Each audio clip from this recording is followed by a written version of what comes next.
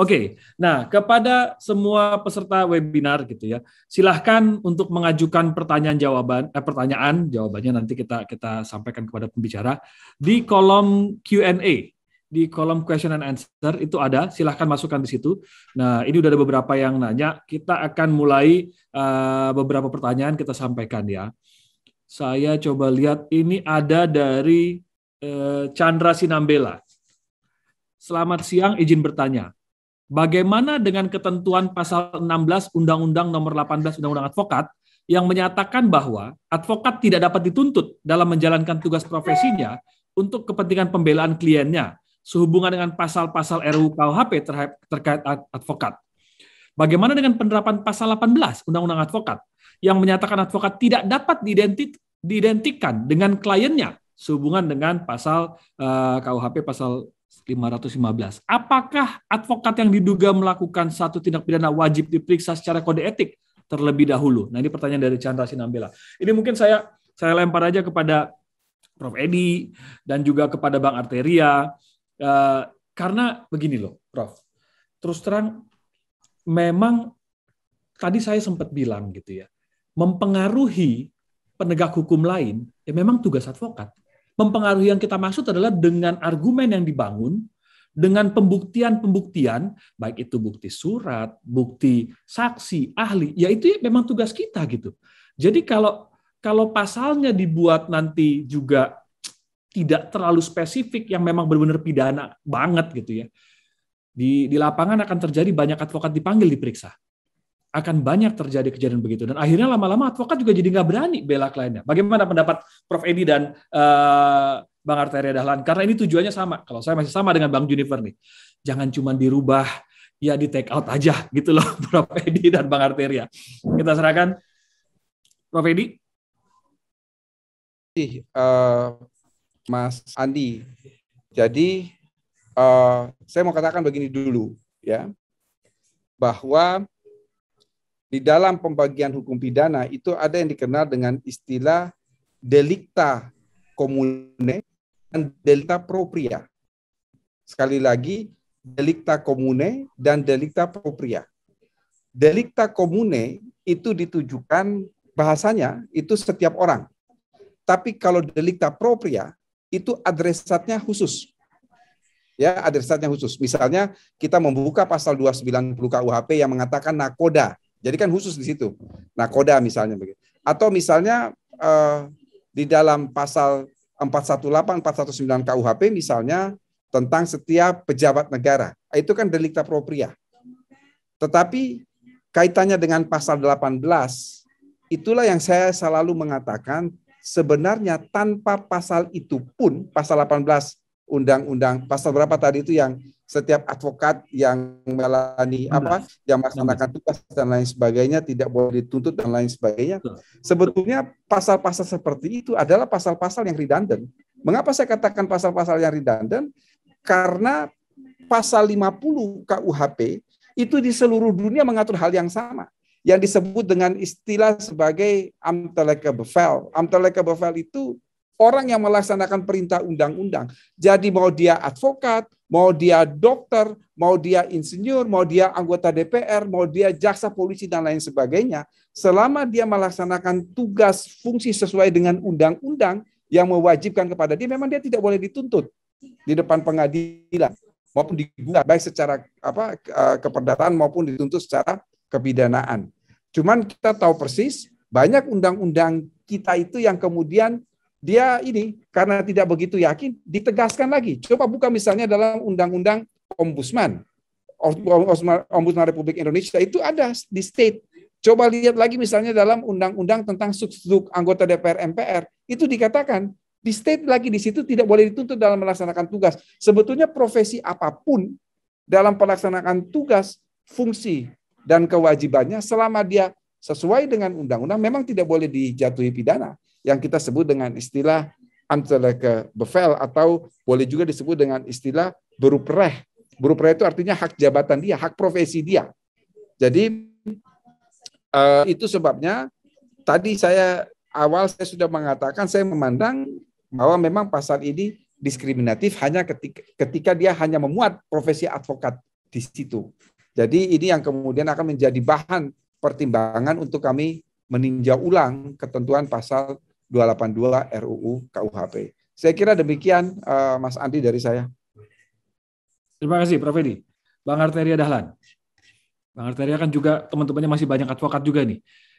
Bagaimana dengan pasal 16 Undang-Undang Advokat dikaitkan dengan rumusan RUU KUHP tadi, Bang Arteria? Salah satunya yang poin A, ini menurut saya bisa nyenggol kepada corporate lawyer juga gitu ya, karena kalau membuat kesepakatan yang merugikan klien, padahal kadang-kadang klien memang dalam posisi yang dia harus lakukan itu merugikan, lalu dia minta bantuan advokat untuk membuat transaksi yang merugikan dirinya, menjual aset di bawah harga pasar karena tekanan lagi menghadapi kasus.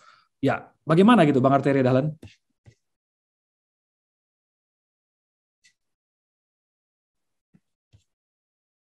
Lagi mute, masih mute, Bang Arteria. Sudah terdengar? Sudah. Nah, kalau analogi yang dihadirkan oleh Pak Andi, ya bagaimana kalau nanti si kliennya malah menyepakati agar dijual under value, itu kan kesepakatan udah ada konsen daripada si klien, jadi pasal 282 huruf A itu tidak termasuk. Jadi saya ingin Pak Chandra, ketentuan pasal 16 yang mengatakan bahwa advokat tidak dapat dituntut dalam menjalankan profesinya untuk kepentingan klien, itu sama sekali tidak beririsan dengan apa yang kita bahas. Yang kita bahas ini kan tegas, ya, advokat yang menjalankan pekerjaannya secara curang. Pasal 16 Undang-Undang Advokat itu mengatur secara normatif, tidak dapat dituntut di dalam menjalankan profesinya, tentu dengan makna dan pengertian profesinya, menjalankan profesinya secara baik sesuai dengan undang-undang, menjalankan profesinya sesuai dengan kode etik dan untuk kepentingan klien. Jadi tidak menegasikan ketentuan tersebut dikaitkan dengan pasal 16. Nah, juga dikaitkan dengan pasal 18. Justru pasal 18 Undang-Undang Advokat itu adalah konkretisasi daripada profesi advokat yang mulia, yang merdeka. Sehingga apapun itu, dia terbebas, bersekat dia dengan kepentingan kliennya. Kalau kliennya salah, ya salah, tapi advokatnya tetap tidak salah. Ini kan pembentuk undang-undang menghadirkan materi muatan normanya seperti itu, jadi cukup clear. Nah, kami juga ingin menyampaikan sedikit apa-apa yang tadi disampaikan oleh Pak Marga Ranap tadi. Tentunya pastinya kita kerja secara khidmat, secara serius. Tapi saya juga tadi agak kurang pas kalau dikatakan ada irrelevant conclusion, ada kesalahan atau false.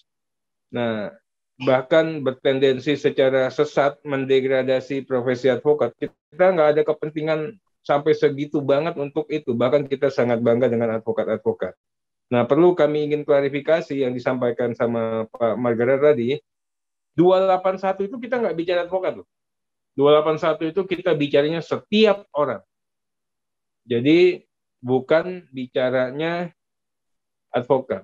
Kemudian tempus lokusnya terukur pada saat sidang pengadilan berlangsung.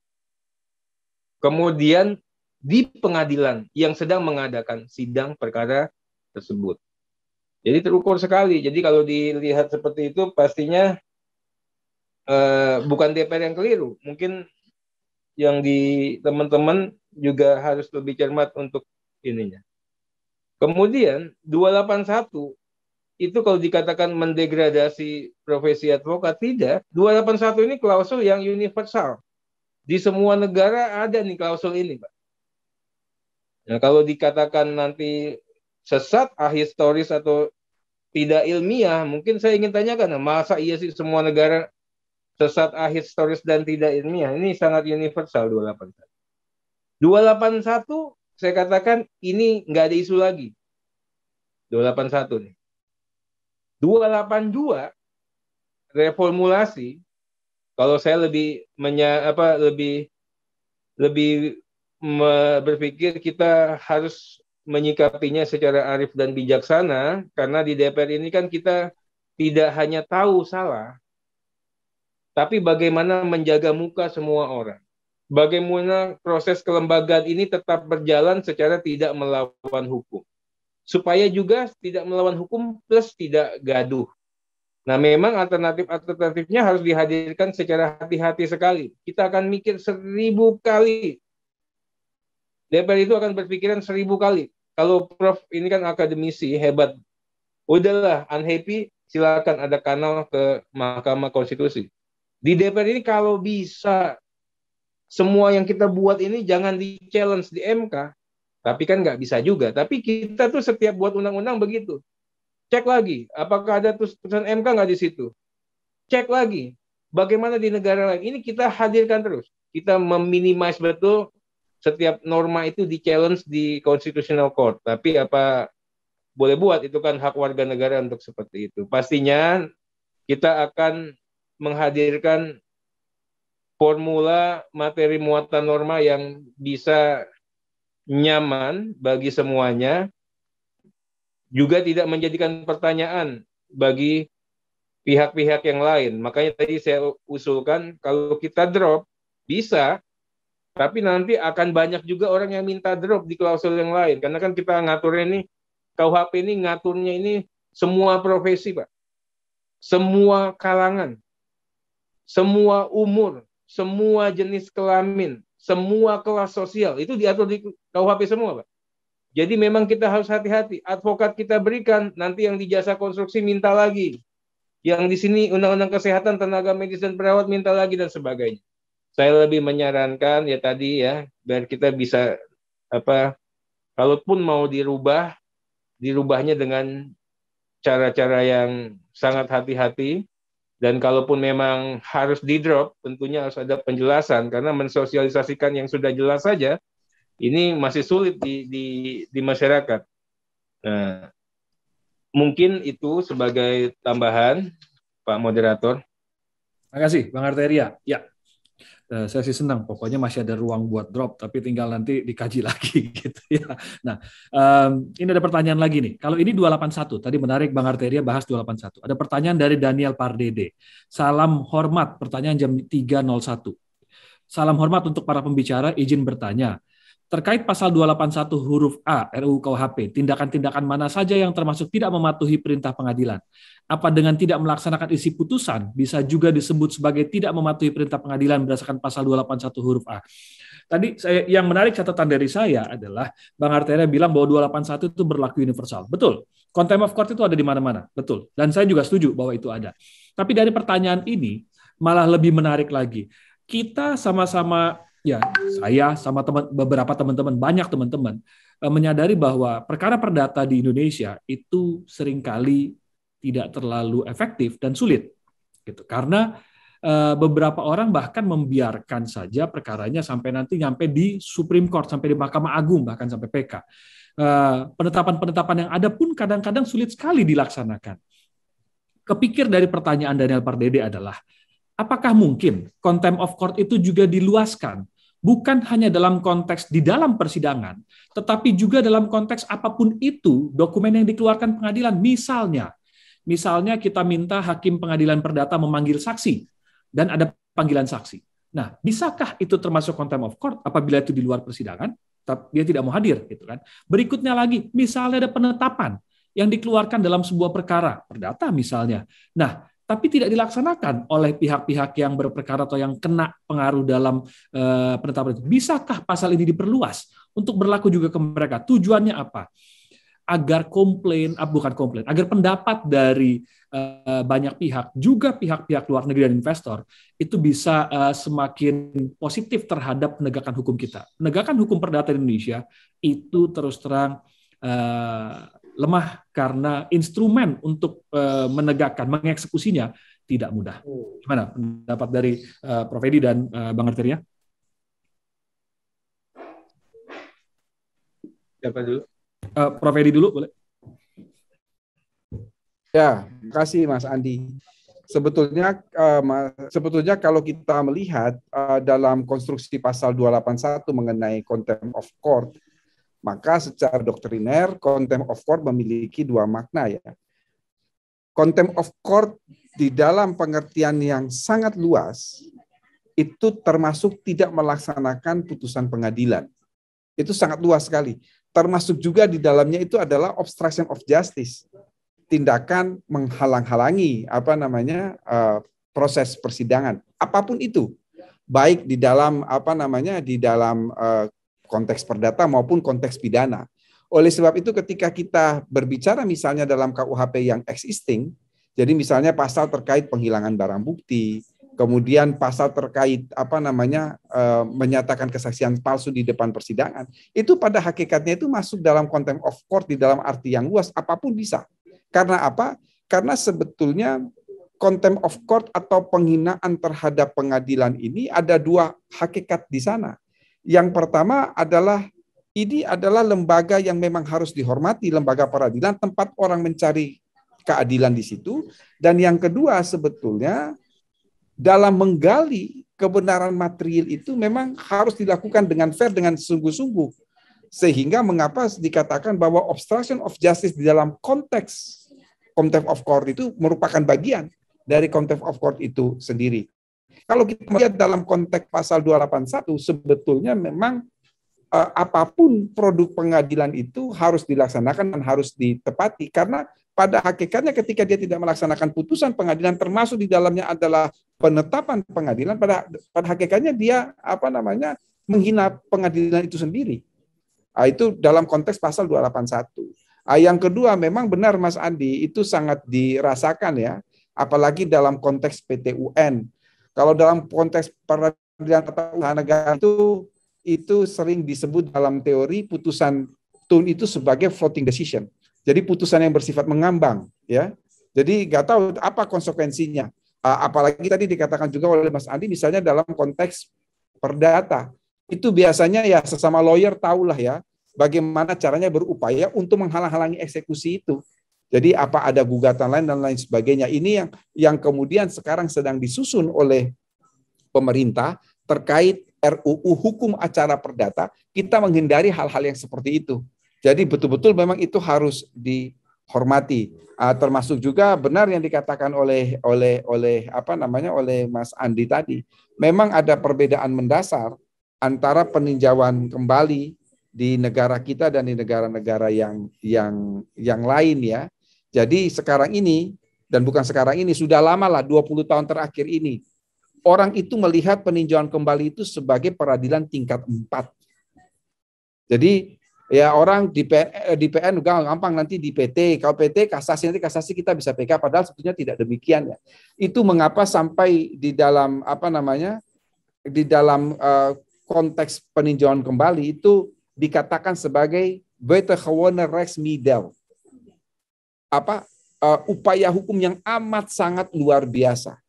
Ini yang kemudian nanti akan dibicarakan baik di dalam RUU Hukum Acara Perdata maupun RUU KUHP, bahwa kita harus sudah bisa menyamaratakanlah konteks peninjauan kembali dengan negara-negara yang lain ya. Bahwa ada seharusnya tuh kan makin ke atas beban perkara itu makin kecil. Yang diperiksa oleh Mahkamah Agung itu sebetulnya kan ibarat kerucut. Tetapi yang terjadi di Indonesia kan tidak. Perkara dari bawah ke atas itu ibarat pipa paralon, lurus saja ke atas. Karena apa? Karena distrust kan terhadap dunia peradilan. Jadi oke lah, kalau di PN enggak, PT tidak, nanti kasasi itu masih bisa ada PK. Ini yang sebetulnya harus dihindari. Sehingga aturan PK itu harus diperketat. Itu yang pertama, dan yang kedua, mekanisme PK yang terjadi di negara lain itu yang harus kita adopsi, bahwa namanya peninjauan kembali sebagai suatu buitengewoon rechtsmiddel, alat hukum yang amat sangat luar biasa. Dimanapun yang namanya majelis PK di dunia ini, itu tidak diperiksa oleh 3 orang hakim, tetapi mekanisme PK yang terjadi di Mahkamah Agung, di Hooggerat, di Supreme Court, itu diperiksa oleh seluruh hakim agung minus hakim yang memutus itu pada tingkat kasasi. Jadi kalau kita katakanlah di Indonesia ini ada 57 hakim agung, kalau misalnya ada putusan hakim ABC itu, putusan kasasi itu dimintakan PK, maka ABC itu tidak akan memeriksa pada peninjauan kembali, tetapi seluruh hakim akan memeriksa itu pada peninjauan kembali. Itu yang terjadi di seluruh dunia seperti itu. Mengapa demikian? Karena PK ini akan merubah putusan yang telah berkekuatan hukum tetap. Jadi tidak main-main. Nah, itu kemudian ini kita tahu persis MK tiba-tiba mengeluarkan keputusan bahwa PK bisa lebih dari 1 kali. Ini sebetulnya melanggar asas. Di dalam asas itu ada yang bunyinya res judicata in criminalibus. Bahwa setiap perkara teristimewa perkara pidana itu harus ada akhirnya, harus ada terminalnya. Kalau orang bisa PK lebih dari 1 kali, lalu kapan persoalan kepastian hukum itu dalam penentuan suatu perkara? Ini sebetulnya di luar materi kita, tapi karena tadi Mas Andi mencontohkan perdata itu orang tunggu nanti PN, PT, kasasi sampai dengan peninjauan kembali. Saya kira itu sesuatu yang memang di dalam praktek di Indonesia ini tersesat di dalam konteks peninjauan kembali itu. Saya kira itu saja dari saya. Baik, terima kasih Prof. Edi. Dari Bang Arteria mau tanggapin? Masih mute? Pertanyaannya bagus sekali, ya. Yang disampaikan Pak Daniel apa masuk di 281 enggak, atau 281 ngaturnya yang mana? 281 itu mengatur, kalau istilahnya tadi Prof, contempt of court yang sempit. Ya, betul. Kenapa? Hanya mengatur pada saat sidang pengadilan berlangsung. Kemudian ditanyakan sama Pak Daniel, 281A-nya ini tidak mematuhi perintah pengadilan, itu kaitannya tidak menjalankan putusan, bukan? Kalau di ayat A atau butir A itu sudah sangat tegas, tidak mematuhi perintah pengadilan yang dikeluarkan untuk kepentingan proses pengadilan yang bersangkutan. Jadi pada saat satu kasus yang sedang diperiksa oleh hakim tertentu, sempit sekali ini. Nah, bagaimana yang lain? Yang lain itu kita larikan waktu kita bentuk undang-undang ini, mudah-mudahan Prof. Edi masih ingat, kita lakukan di luar contempt of court yang sempit tadi, kita larikan yang namanya obstruction of justice. Betul ya. Nah, di luar itu semuanya adalah obstruction of justice. Apa itu? Menghalang-halangi penyidikan. Kemudian mengenai panggilan. Semuanya tuh harusnya di situ, ditampungnya. Nah, memang kalau saya mau lihat dan kita mau jujur nih, Prof, ternyata yang secara meluas yang Prof sampaikan tadi tidak sepenuhnya diakomodir, karena di 284 itu tegas dikatakan, ya, dipidana setiap orang yang mencegah, merintangi, menggagalkan secara langsung tidak langsung proses peradilan. Itu nanti timbul lagi pertanyaan Pak Daniel. Yang dimaksud dengan proses pengadilan itu dalam proses perkara aku atau termasuk vonis tidak dijalankan. Nah, memang ini menjadi catatan, ini hebatnya advokat, ya, makin banyak pengayaan kita pada saat pertemuan ini. Nah, ini bisa kita lakukan penambahan nanti, Pak. Jadi bab 6 di buku di tindak pidana terhadap proses peradilan ini mengatur 2. Yang satu mengenai contempt of court dalam arti sempit, dan yang kedua adalah obstruction of justice. Saya hanya mengatakan begini, karena pada saat kita bahas itu, Prof, kan kalau musik ingat ya nanti ya, ini ada beberapa hal. Begitu kita bicara advokat, disesuaikan dengan undang-undang advokat. Betul. Spirit advokat. Lalu begitu. Kemudian yang kedua, begitu kita bicara merintangi dan sebagainya, itu sudah dihadirkan. Lihat pasal 21 undang-undang korupsi yang punya KPK. Obstruction of justice.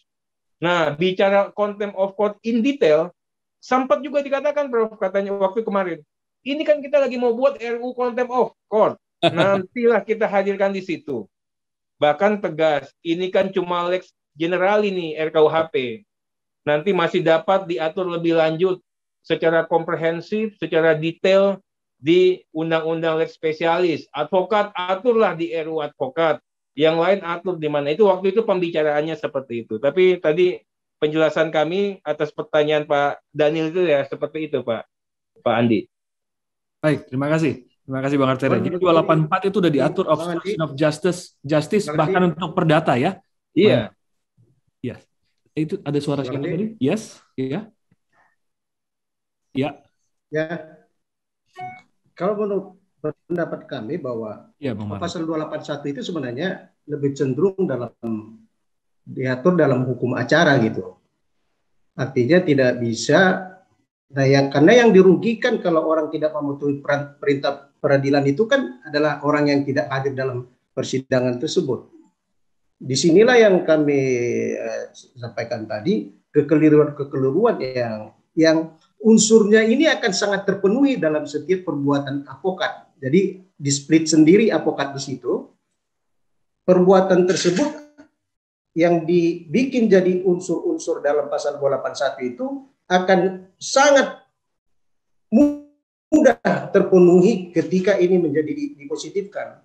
Itu yang kita anggap menjadi mendelegitimasi daripada kualifikasi yang disebut dengan advokat sebagai profesi, bukan sebagai orang ya, karena dikonsideran profesi advokat adalah sebagai profesi. Jadi ini dalam ranah hukum acara, begitu Bang Andi. Mantap Bang Maranap. Oke, jadi ini kan kita ada di Zoom webinar, ada juga di YouTube.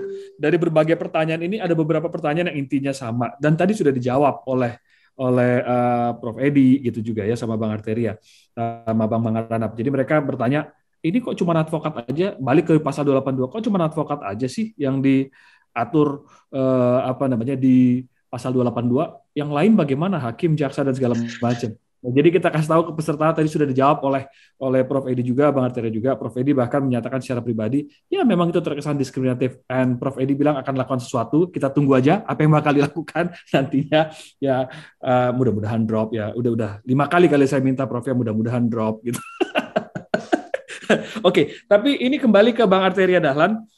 Pasal 284 itu bagus gitu ya, itu memang obstruction of justice, tapi jangan lupa kalau kita lihat penjelasannya di dalam pasal 284 itu RUU KUHP, obstruction of justice yang dimaksud itu adalah proses peradilan, proses penyidikan, penuntutan dan pemeriksaan di sidang pengadilan. Artinya itu akan diartikan hanya di perkara pidana. Nah, apakah mungkin itu diperluas ke perkara perdata? Tujuannya satu, kalau saya mau diatur di undang-undang manapun terserah, tapi kasihlah wibawa lebih kepada proses persidangan perdata itu, agar orang kalau menggugat perdata jadi ada takutnya gitu. Kalau sampai dia tidak melakukan perintah pengadilan, jangan orang gampang, kayak tadi kata Prof. Edi, udah kita naik aja banding, kita naik kasasi, kita ajukan PK, tanpa ada hal-hal terobosan seperti ini. Perdata itu sekarang ya terus terang aja di kalangan teman-teman advokat sekarang ya, daripada gugat perdataan prestasi, cari aja kreditur lain, PKPU aja, pilot aja, akhirnya kan jadi begitu. Itu fakta di lapangan gitu. Kenapa? Karena mereka merasa perdata lama deh. Gitu. Udah lama nggak ada sanksi yang clear. Oke. Nah, ini sudah hampir jam 4. Saya wajib memberikan kesempatan bagi masing-masing pembicara, buat Bang Arteria, Prof. Edi, dan Bang Maranap untuk closing statement. Masing-masing mungkin 1-2 menit. Saya persilakan dari Bang Arteria dulu.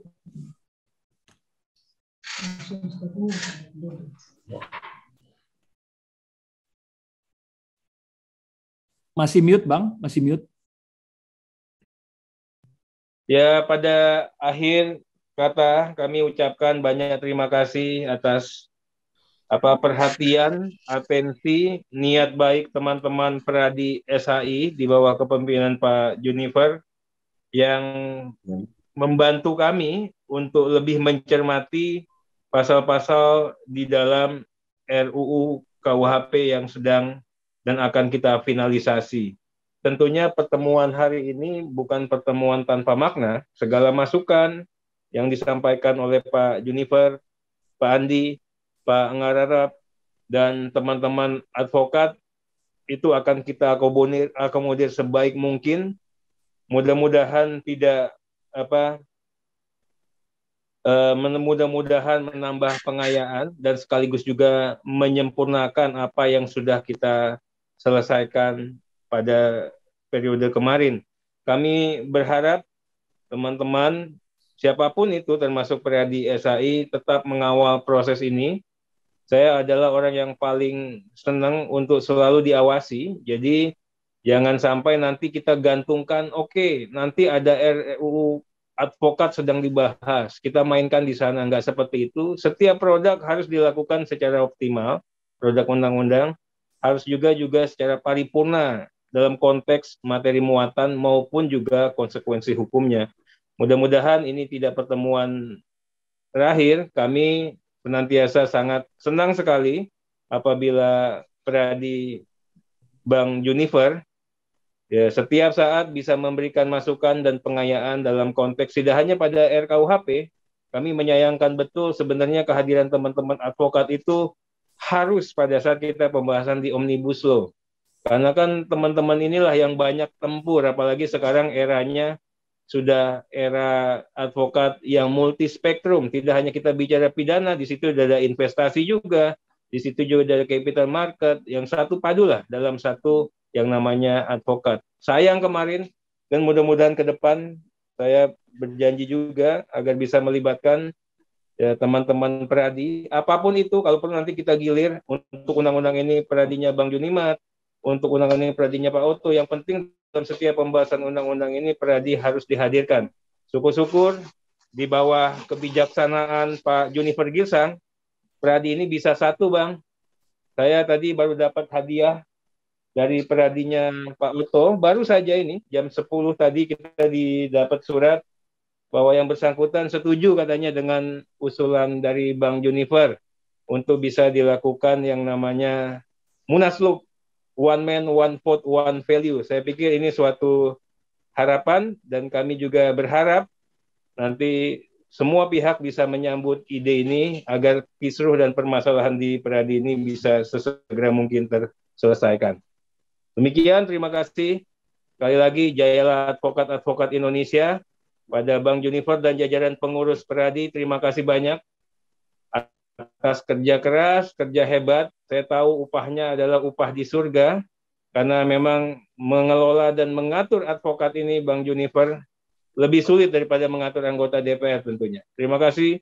Wassalamualaikum warahmatullahi wabarakatuh. Waalaikumsalam warahmatullahi wabarakatuh. Terima kasih, Mas Arteri. Oke, nah sekarang kita kasih kesempatan buat Prof. Edi, buat closing statement, 1-2 menit, persilakan waktu dan tempat.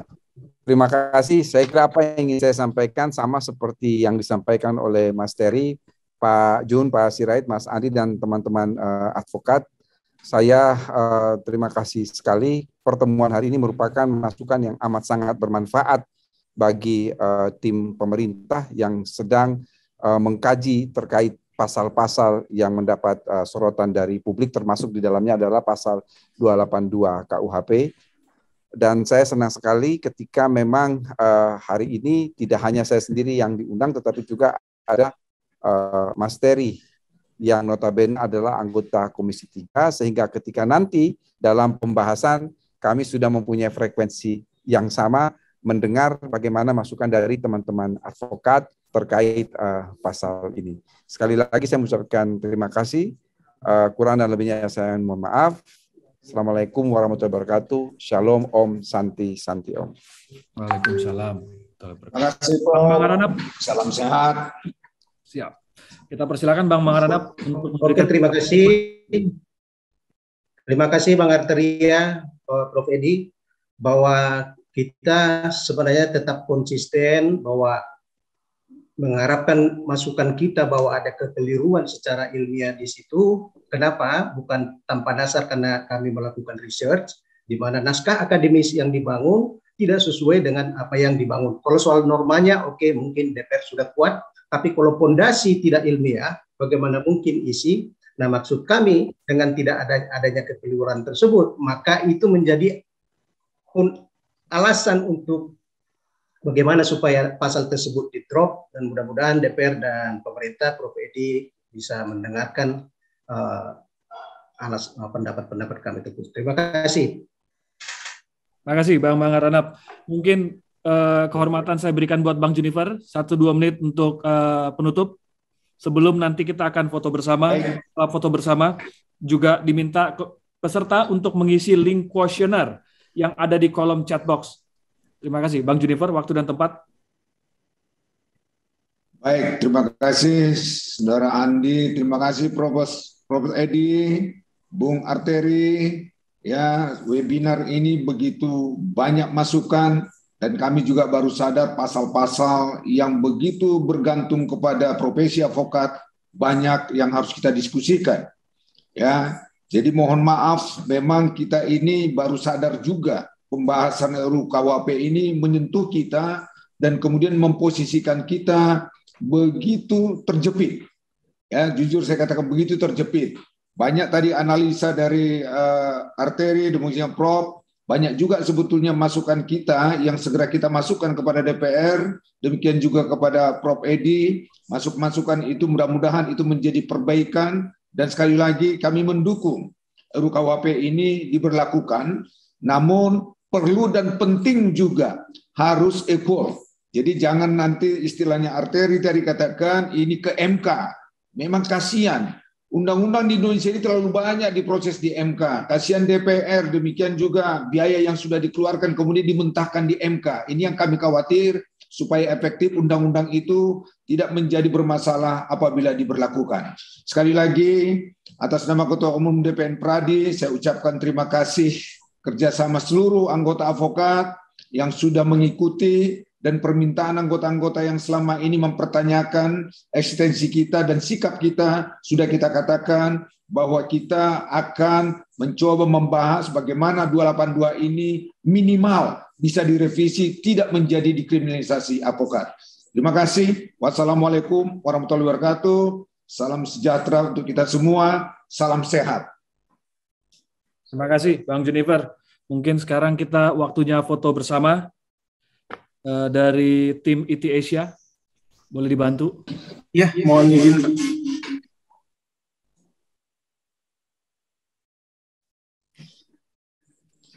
Oke, mungkin fotonya kita bisa mulai. 1, 2, 3. Oke, sekali lagi. 1, 2, 3. Oke, terima kasih Pak Andi. Saya kembalikan. Buat para peserta, sekali lagi saya mau himbau dan ingatkan, ada link di chatnya, di chat Zoom ini, link kuesioner, mohon dapat diisi dan di submit lagi di link tersebut.